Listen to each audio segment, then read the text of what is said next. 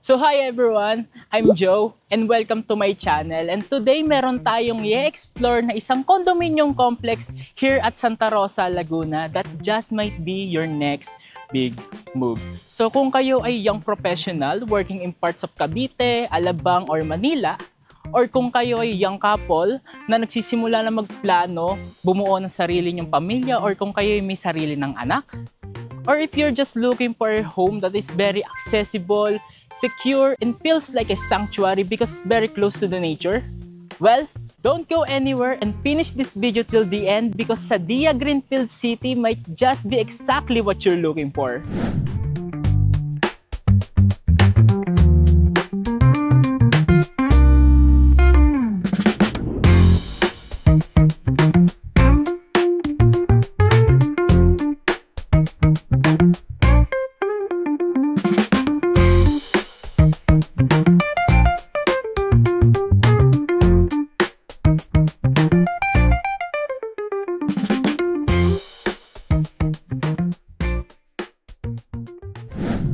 Para sa mga viewers natin na bago lang sa pandinig ang Sadia, let me introduce it to you. So ano nga ba si Sadia?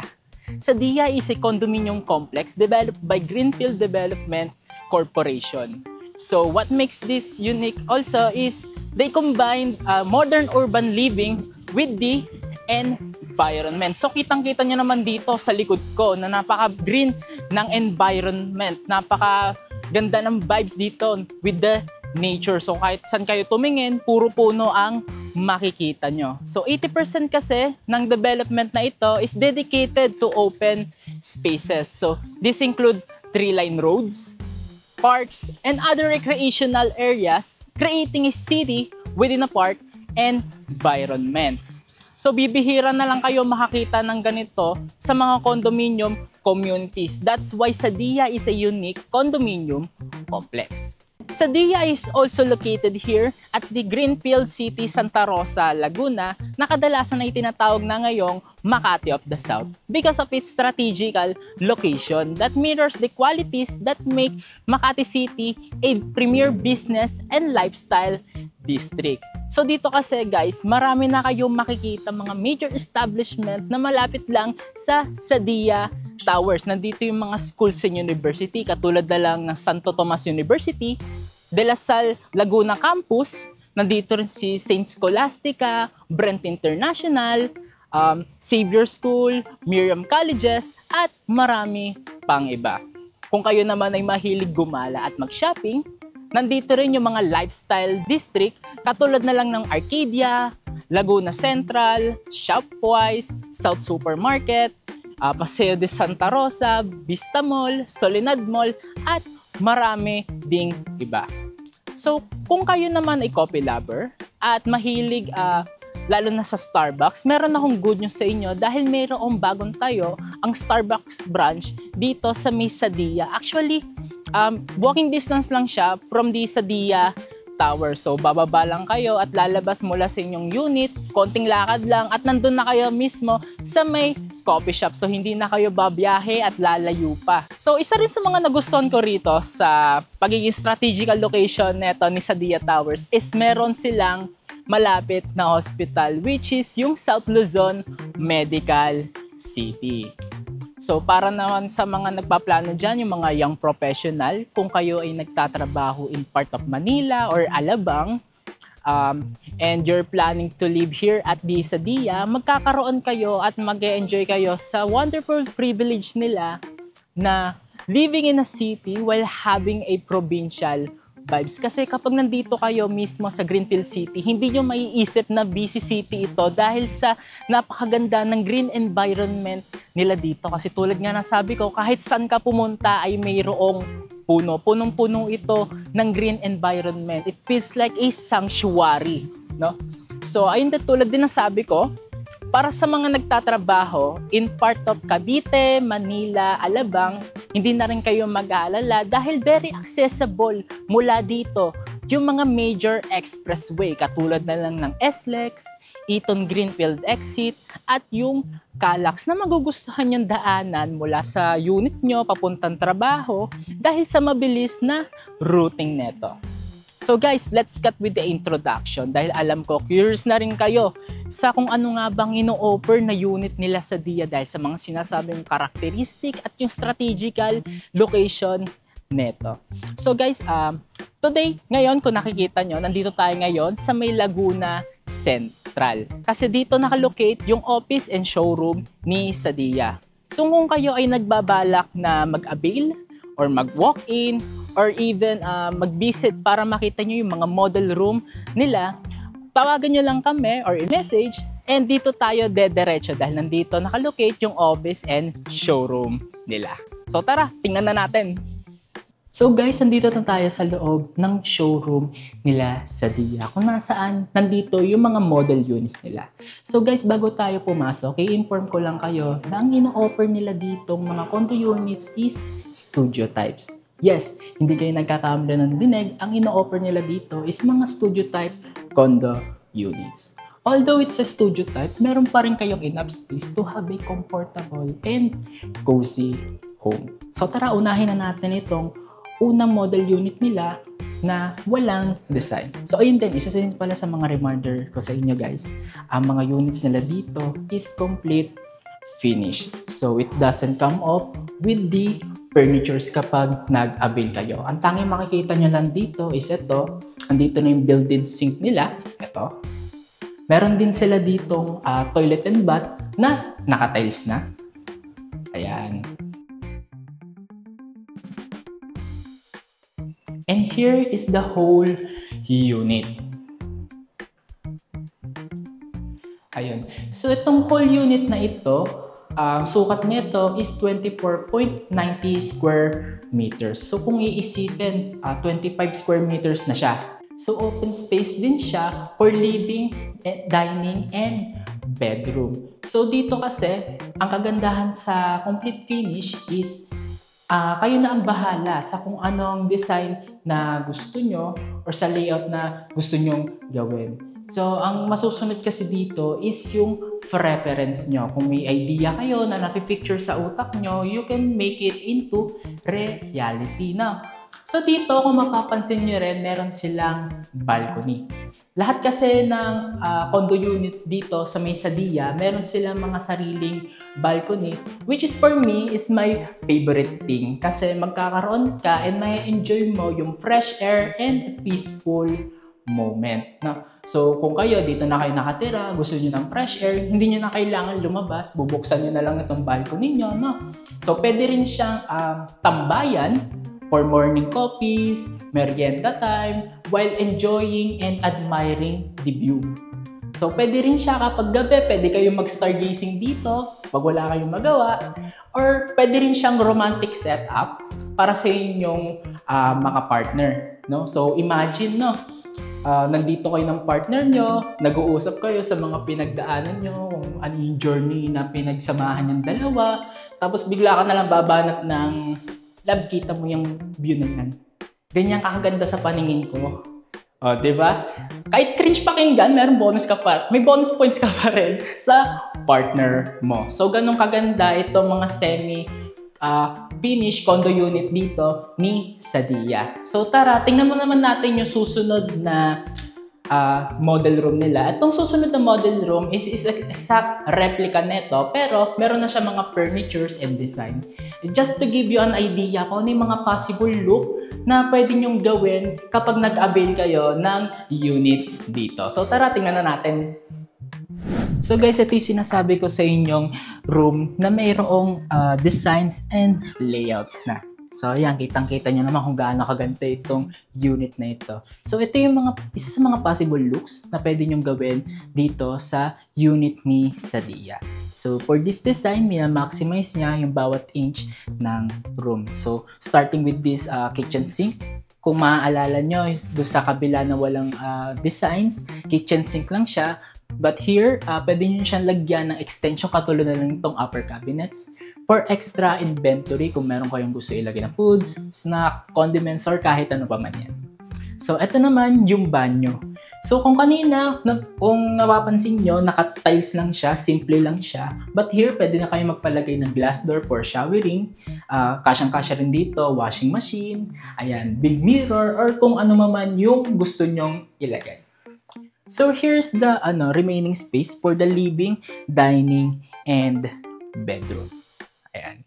So kitang-kita nyo talaga na ideal siya for couples, lalong-lalo na sa mga young professionals dahil hindi siya high maintenance katulad ng house and lot na marami pa kayong lilinisin, i-renovate, i-design, i-layout, pipinturahan, or kung ano pa man. Dito, dahil studio type siya, ayan, kahit mga essential things lang kailangan nyong ilagay like bed, couch, ayun yung fridge, washing machine, or kahit ano pa man na naiisip nyo. Ayun nga, tulad din ng sabi ko, kung kayo ay young professional, very ideal siya dahil nasa isang strategic location kayo. Kahit isa itong studio type, lalo na kung busy kayo sa work, hindi nyo na kailangan mag-isip ng mga high maintenance para sa unit nyo. Ayun. So kung busy din kayo sa work, no, and wala na kayong time para magluto, hindi nyo kailangan mag-alala dahil nasa isang strategic location si Sadia. Kabilat-kabila at magkakaduksong yung mga lifestyle and business district dito. Katulad na lang neto, kung nasan tayo ngayon, si Laguna Central. Nandito rin si Shopwise, katabi lang nila si Paseo. Nandito rin si South Supermarket, Vista Mall, Solinad Mall. So magkakatabi lang sila. Kung wala kayong time magluto, magkokol lang kayo and ng grab food at nandun na sa inyo minutes lang.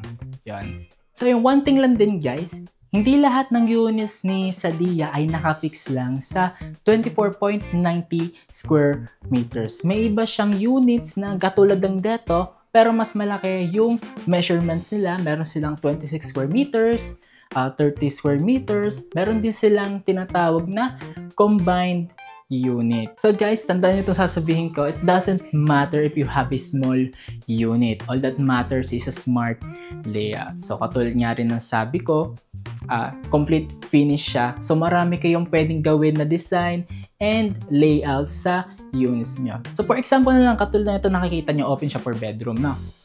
So kung gusto nyo pa rin ng konting privacy, you can still install a thin wall here para magkaroon kayo ng sarili nyong bedroom. Ayun sa isang example na pwede nyong gawin sa pagkakaroon ng pre-layout. No? Ayun guys, tara, dako naman tayo sa susunod na room which is yung combined unit na sinasabi ko sa inyo.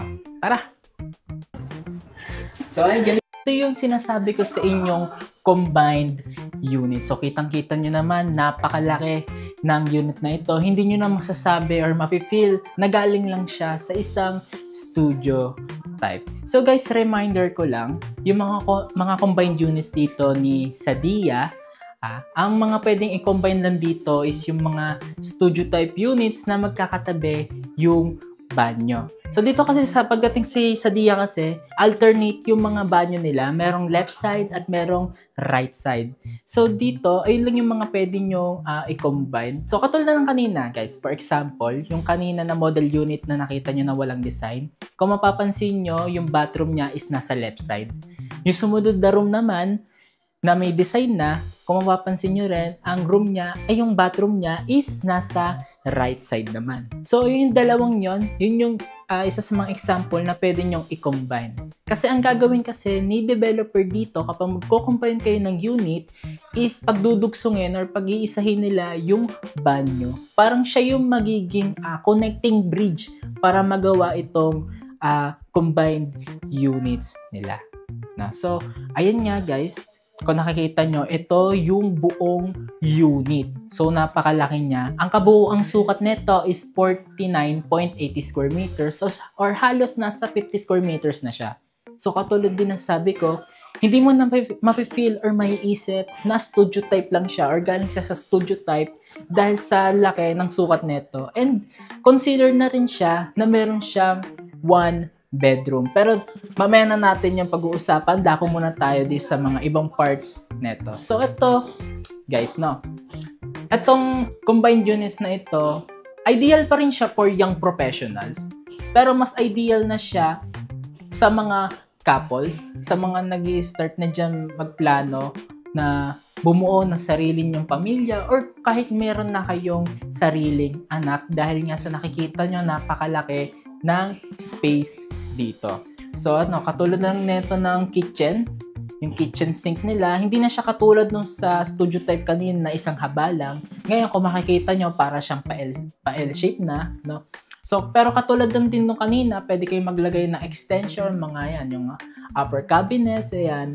So, yung iba naman na mga owners na ng combined units dito ni Sadia, naglalagay pa sila ng extension dito na parang bar counter. Kasi yung iba, mahilig sila magluto, ayun, for extra space na rin, which is good din dahil meron kayong enough space dito sa loob. So, ito naman, nakikita nyo, ito yung living and dining area nila. So, dito, ayan, ito yung isa sa mga possible looks na pwede nyong gawin sa loob ng combined unit. But, tulad nga din sabi ko sa inyo, complete finish lang siya kapag kinuha nyo. So, kayo pa rin na magsusunod sa style na gagawin nyo. Pwede nyo baguhin itong style na to. Pwede nandito yung living, nandito yung dining, or kung ano pa man yung naiisip nyo. Tara, dako naman tayo dito. Nandito yung sinasabi ko sa inyong one bedroom na nila. So, ayan, meron silang mini hallway papunta din sa bedroom. So, ayan. So, ayan, kitang-kita nyo, napakalaki ng bedroom nila. So, kung mapapansin nyo, itong bedroom nila, ito yung isang buong studio unit na sinasabi ko sa inyo. Yung isa doon kanina, yung may living, dining, and kitchen, ayun naman yung isang studio unit, pinag-combine na sila. So, dito, napakaganda ng bedroom nila. Kitang-kita nyo, napakalaki. And kung mapapansin nyo, meron kayong sariling balcony din dito, katabi lang ng kama nyo. So, perfect na perfect siya kung gigising kayo ng umaga. Ayun, kung gusto nyo ng fresh air, bubuksan nyo lang ito. Makakalanghap na kayo ng sariwang hangin and may enjoy nyo pa yung view. No? So, ayan. Dahil meron din siyang enough space. Ayan, lalo na kung busy kayo sa work or kung kayo mga workaholic na tao, ayan, pwede kayo maglagay katulad nito ng working station nyo, or kung pwede din siyang gawing beauty station kung mahilig kayo sa pagme-makeup, pagpapaganda, or anything na kung ano yung maiisip nyo. So dito naman sa next area, meron kayong enough space for your own wardrobe. And kung tulad nga nasabi ko kanina, ideal siya para sa mga couple na, lalo na kung may anak kayo, perfect na perfect siya, no?